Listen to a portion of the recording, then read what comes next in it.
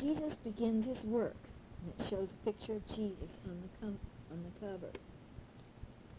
And we turn inside, and it says, every year, Mary and Joseph used to go to Jerusalem for the feast of the Passover. When Jesus was 12 years old, he went with them. See him carrying a stick? Turn. When the feasting was over, Mary and Joseph started on the long journey back to Nazareth. Jesus wasn't with them. They thought he was traveling with some other friends and relatives. It wasn't until the end of the first day that they discovered he'd been left behind. Joseph and Mary had to go back to Jerusalem. They looked everywhere for Jesus. At last they found him in the temple, and he was talking to the wise teachers there, asking questions and answering them too. Mary said to him, "How could you do this to us? We've been terribly worried about you." Jesus said, "Don't you know I have to do what God tells me?" And he went back to Nazareth with Joseph and Mary and did what he was told. Many years later, John the Baptist, the cousin of Jesus, was living in the wilderness. He taught people to share their clothes and food with each other. He said to them, "I'm not the greatest prophet, but he is coming soon. I have seen him, and I know he is the Son of God." Turn. One day, John was with two of his followers, Andrew and Simon Peter. He saw Jesus coming, and he said, "Look, there is the Son of God." And when Andrew heard this, he left John and followed Jesus, and he said to his brother Simon Peter, "Come and see, we have found Christ our leader." Jesus said, "Follow me." Okay.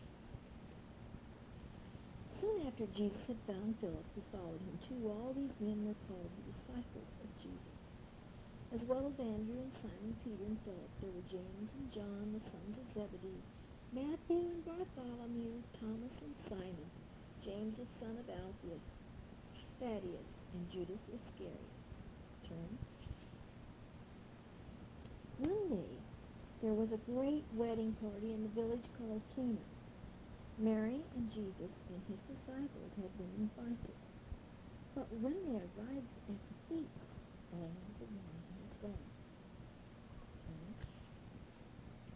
Mary said to Jesus, "There's no more wine for the guests to drink. Is there anything you can do?"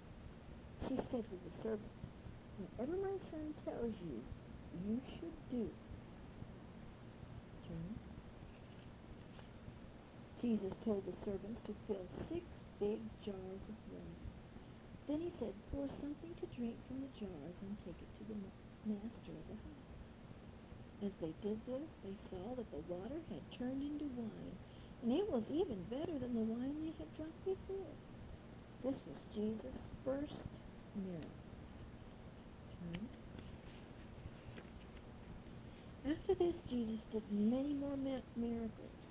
He made ill people better.